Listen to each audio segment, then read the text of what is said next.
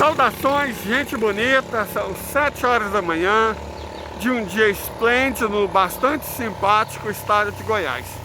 Inclusive, antes de começar, bom, ninguém nunca perguntou, né, mas Leider, qual o lugar mais bonito do seu adorável estado? Então, beleza, é uma coisa relativa. Mas supondo que você seja um turista mais ou menos típico, é Alto Paraíso. De longe, de longe, de longe, é o lugar mais bonito do estado de Goiás. É Alto Paraíso. Show! Mas, para quem curte outras paradas, é o Araguaia. Entre Bandeirante e Luiz Alves. Que eu gosto de pescar. Certo? Então é isso. E para quem curte um lance mais histórico, é a cidade de Goiás. A cidade de Goiás é muito show de bola. De verdade, aquilo é extraordinário. Então é isso, já fiz propaganda do meu estado, né? Agora vamos falar de geopolítica. Ontem eu nem fiz live. E eu tava com vontade de fazer. Sabe por que eu não fiz? Ao longo desses últimos dias, a gente acaba fazendo análises, previsões, e aí você tem que parar, falar, pô, não é possível, né? Mas cara, os Estados Unidos estão indo pro ralo. Incrível isso. Leida, mas você mesmo prevê isso há anos. Sim, mas a gente prevê incrivelmente de maneira mais racional do que emocional. Você fala, cara, não tem como. Não tem como esse país continuar existindo. Não faz sentido.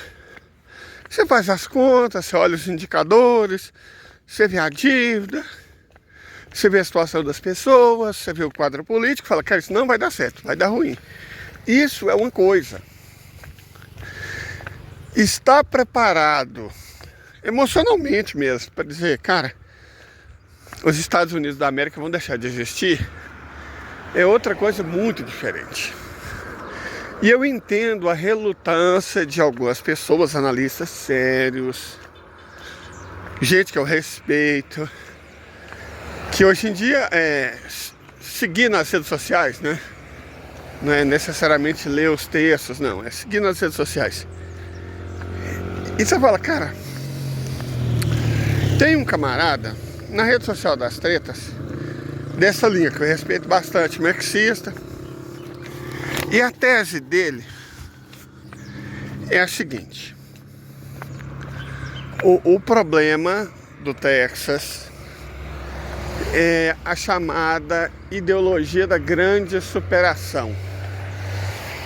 O que é a ideologia da grande superação? No último censo, a população não branca já tinha ultrapassado a população branca no penúltimo censo, no estado do Texas. Nesse, teve recentemente, os hispânicos se tornaram o maior grupo. Esse é o terror do Texas. Aconteceu.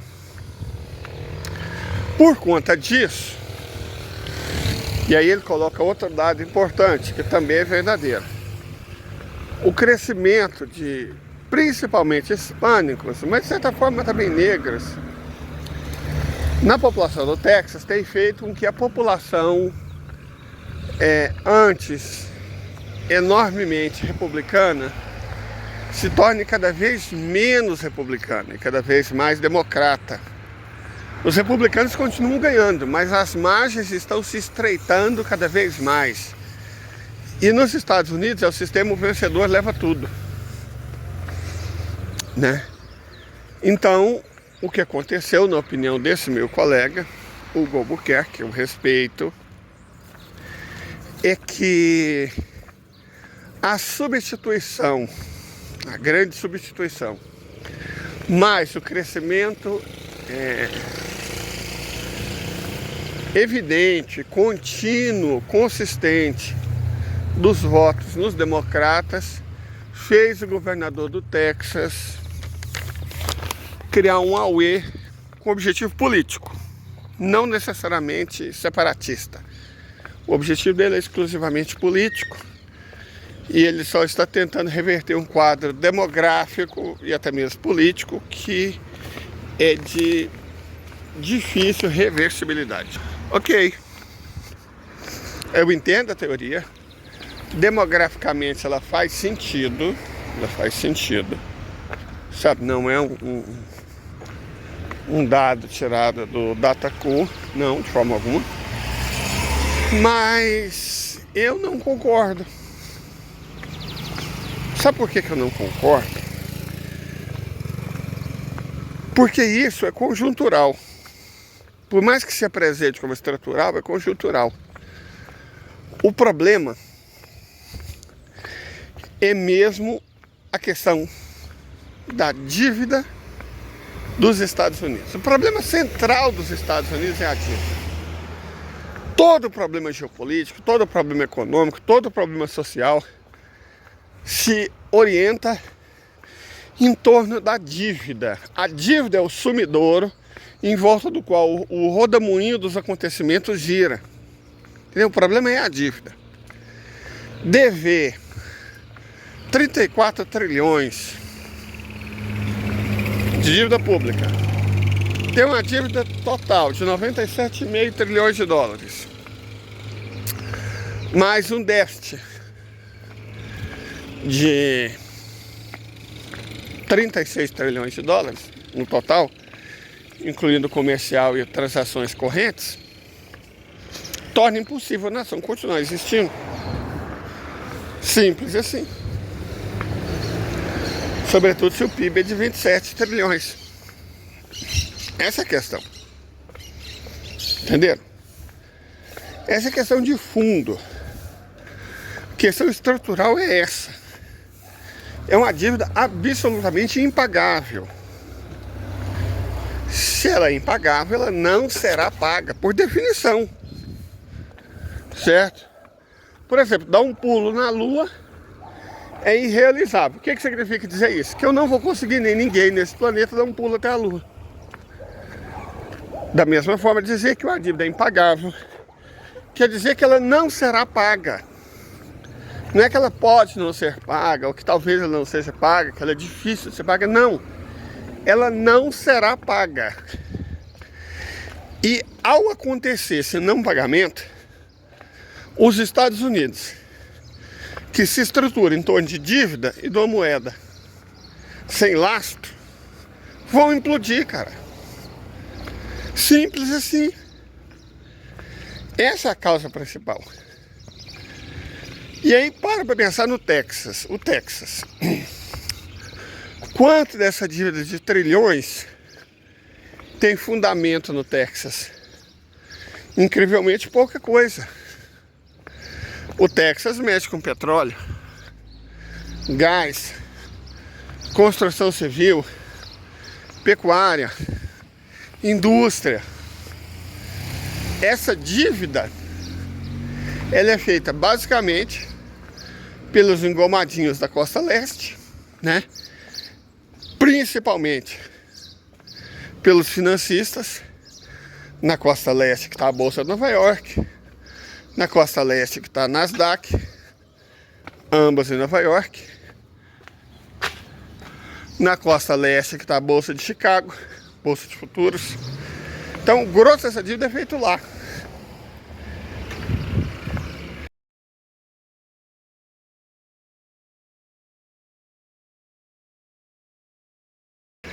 E, de certa forma, também na costa oeste. Os especuladores residem lá. É lá que está o Vale do Silício, lá que está Hollywood, é lá que está essas blue chips, né? Dividida entre os estados de Washington e da Califórnia, Seattle, Los Angeles, São Francisco. Porque o Vale do Silício fica em torno de São Francisco. Então, cara, é isso. A costa oeste fez a dívida impagável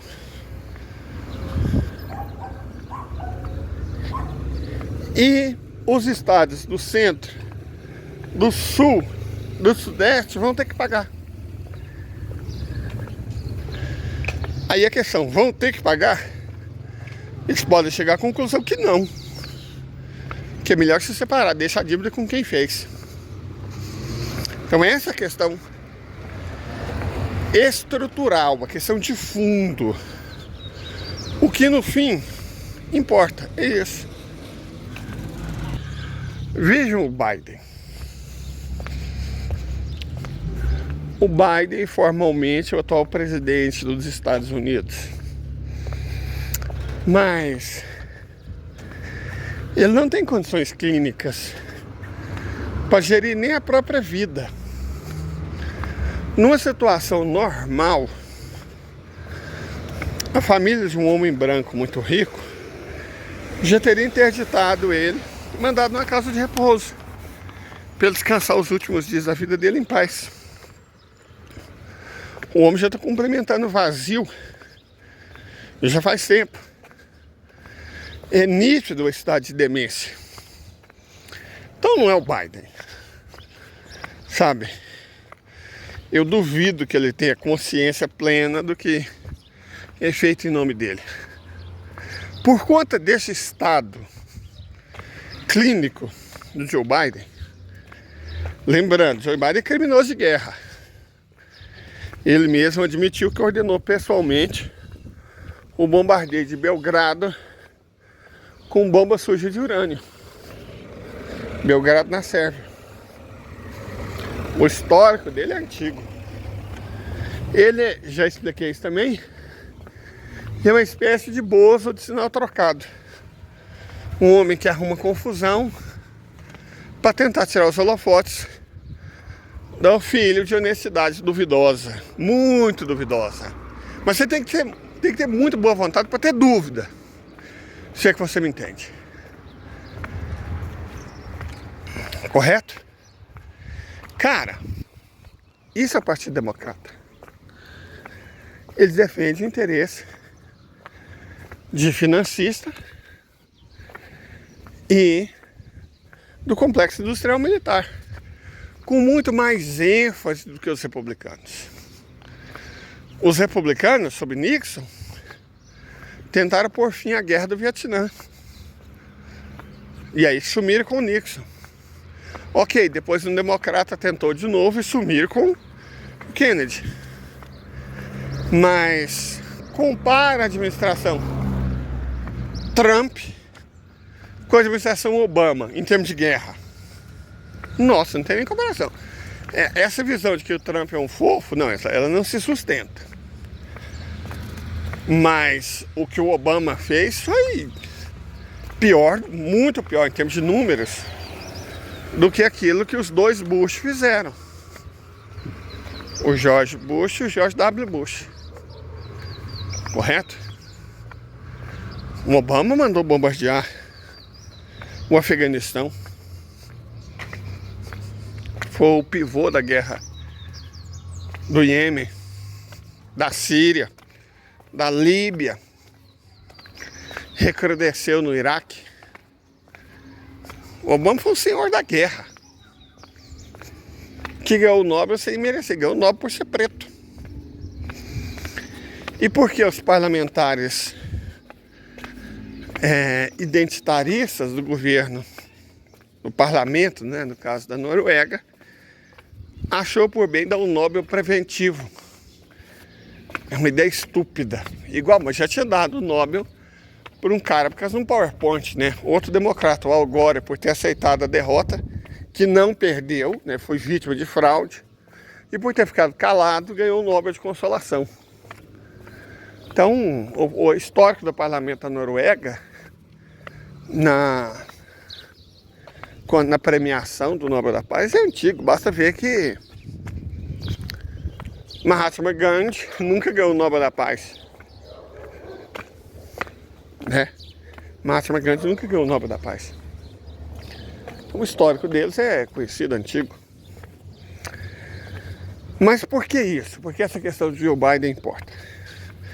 Porque agora o complexo industrial militar E a grande finança está no controle direto do governo dos Estados Unidos. Os Estados Unidos, na prática, têm uma presidência vacante. Então, são os lobistas, capitaneados pela Hillary, a chifruda Clinton, que estão governando diretamente os Estados Unidos, cara. E o resultado é esse que vocês estão vendo. A derrota na Ucrânia, incontestável, avassaladora, dramática, que vai fazer com que a OTAN desapareça. Por que a OTAN vai desaparecer? Porque ninguém entra num grupinho para apanhar. Sabe, não existe grupinho de vou apanhar solidariamente. Para defender os Estados Unidos eu apanho no lugar deles. Isso não é sustentável. Sabe, vou montar um grupo lá de um punhado de países e o objetivo é apanhar da Rússia para que a Rússia não consiga bater nos Estados Unidos. Para os Estados Unidos, a OTAN faz sentido. Para a Europa, não, nenhum. Nenhum. Olha o tanto que a Europa se lascou, camarada. A Europa, na prática, já era. Então, a Rússia mostrou uma vasta superioridade tecnológica, tática, técnica, estratégica, de engenharia, de produção, para não falar militar. Certo? Aí os Estados Unidos arrumou desculpa, estamos sem dinheiro. Sem dinheiro são desde sempre. Eles vivem de crédito, o país vive da dívida, é por isso que eles quebraram. Por isso que eles estão nessa situação. A questão não é essa. Se eles estivessem ganhando, eles fabricavam dinheiro, igual fez na Segunda Guerra Mundial. Porque eles estão perdendo. E não há nada que eles possam fazer, porque não tem dinheiro no mundo que resolva a questão militar dos Estados Unidos.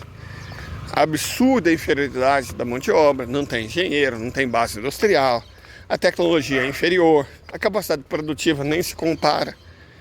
Então o que eles estão fazendo? Não temos dinheiro. E aí deixou o pepino nas mãos da Europa. O que a Europa vai fazer? Ela não tem dinheiro. Então vocês vão perder, estão perdendo.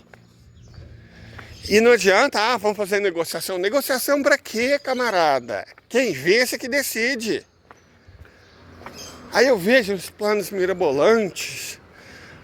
Talvez a Ucrânia tenha que entregar 20% do território, talvez. Não, gente, quem vai decidir não vai ser eles, não.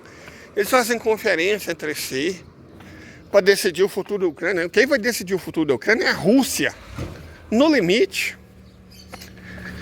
ela chama o Lukashenko da Bielorrússia, o Ebrahim Raisi e o Ali Khamenei do Irã, Xi Jinping da República Popular da China, e fala, vai ser assim, ok? Ok, então pronto. Não tem que ter negociação não, cara, sério, para com isso. Não adianta ficar fazendo conferência vai aparecer na mídia. Já era, perderam. E agora estão caminhando para uma derrota psicologicamente ainda mais devastadora, que é a do Estado, que a gente não pode dizer o nome.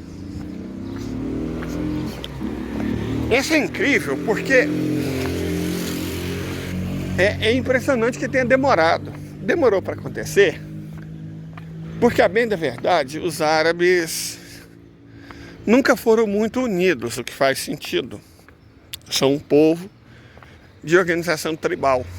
Cada tribo é independente, tem seus próprios interesses em relação a outras. Eles falam nem o mesmo idioma, não existe idioma árabe. Vocês sabem disso, né? Não tem idioma árabe. O árabe é um contínuo de dialetos. Quem fala árabe levantino não compreende quem fala árabe marroquino.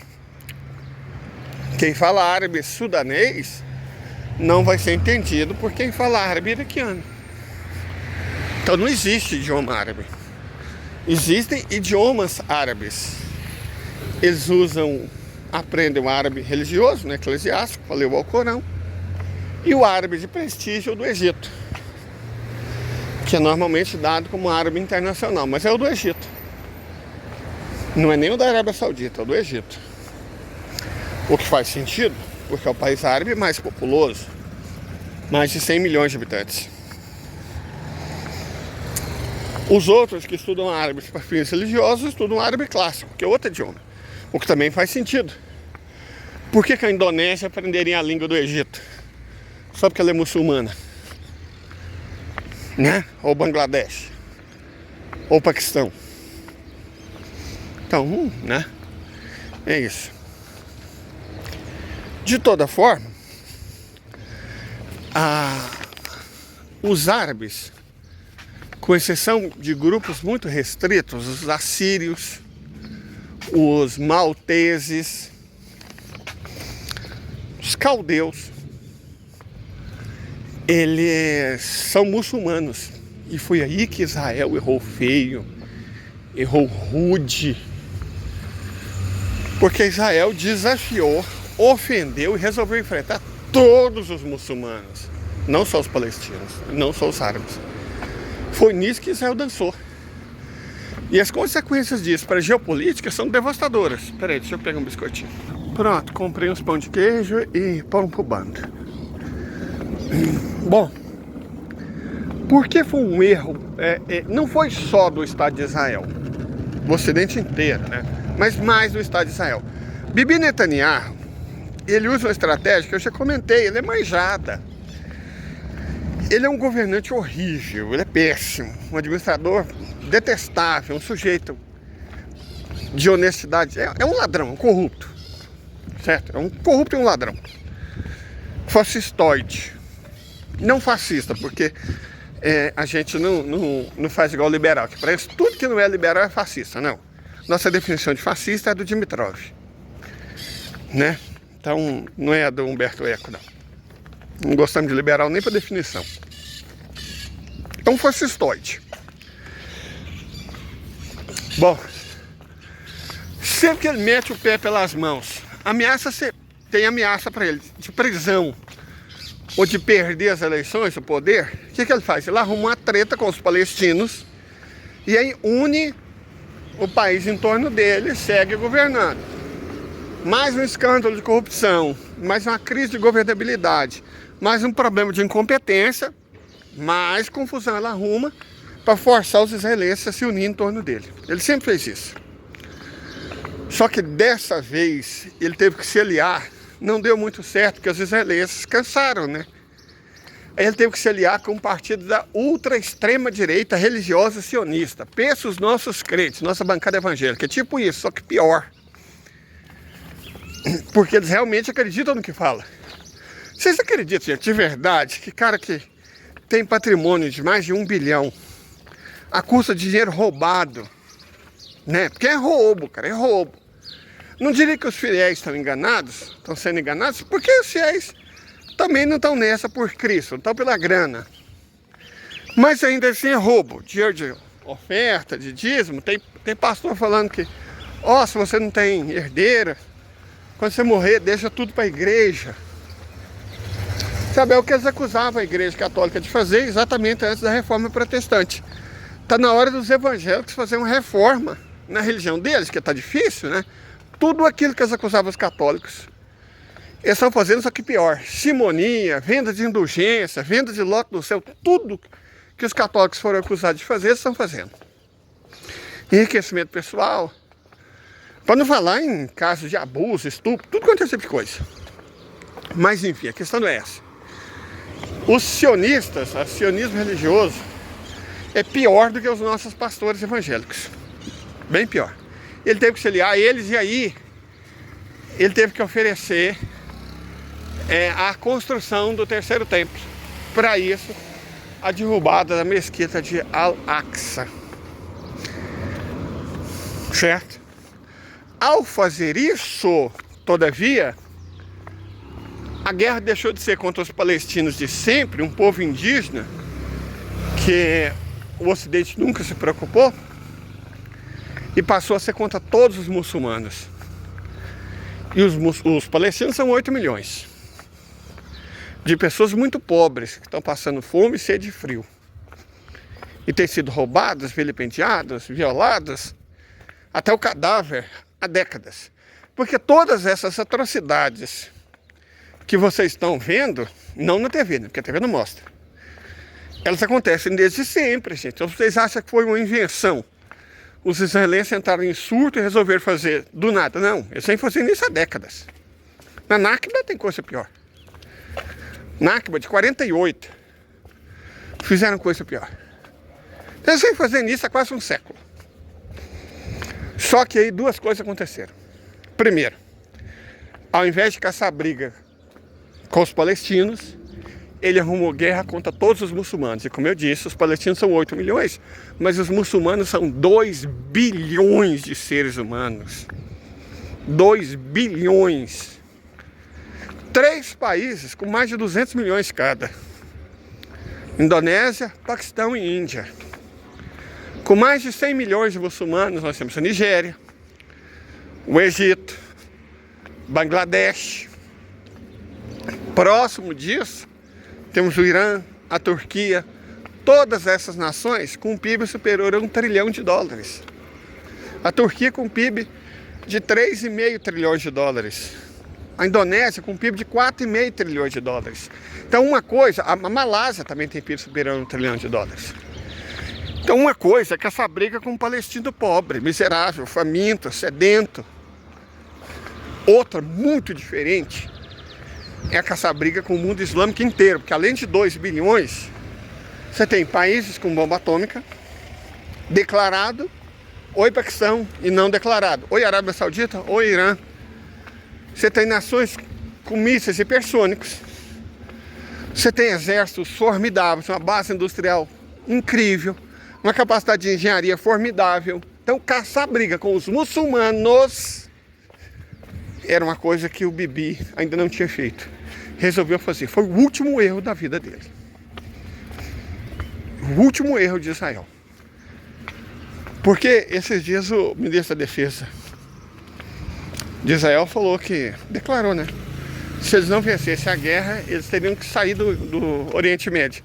Sério, bebê? Agora que você descobriu isso?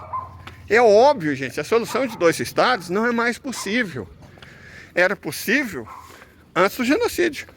Agora não é mais. Não tem mais condição para a solução de 2 estados. É um estado só do rio ao mar. E mesmo assim eu já disse, que continuo afirmando que não é a hipótese mais plausível.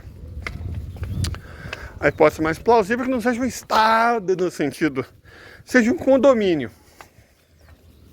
Certo? Igual era o condomínio anglo-egípcio do Sudão. Tuvalu também era um condomínio franco-britânico. Vai ser um condomínio entre iranianos, sauditas, com participação russa, discretamente de chineses e da população palestina. Vai ser um condomínio. E talvez até da população judaica, não israelense, são coisas diferentes, originária de lá mesmo, árabes judeus. Talvez eles participem desse condomínio também. Mas os brancos europeus que colonizaram o Oriente Médio, os brancos judeus que colonizaram aquela região não vão poder viver lá. Isso é óbvio, é evidente. Certo? Acabou. E aí veja, eles até inventaram, né, que a missão da ONU que alimenta, que ainda permite que a população palestina morra de fome, foi denunciada por Israel sem nenhuma prova, sem nenhuma evidência, que ajudou nos ataques de 7 de outubro. E aí os países da Europa, né, claro, Austrália, Estados Unidos, Canadá, mais os países da Europa, não vão dar mais ajuda humanitária. Eles só estão expondo a própria hipocrisia. Não conseguem vencer na guerra, no X1, vão tentar matar eles de fome. Só vai piorar, porque vai aprofundar ainda mais a solidariedade muçulmana para com os palestinos. O Ocidente não quer dar dinheiro? Foda-se. Os muçulmanos têm dinheiro e têm comida. Muito mais que o Ocidente, inclusive. Então é o fim, cara. É o fim. É sobre isso. Não é verdade? Vamos ser honestos. Tá tudo bem.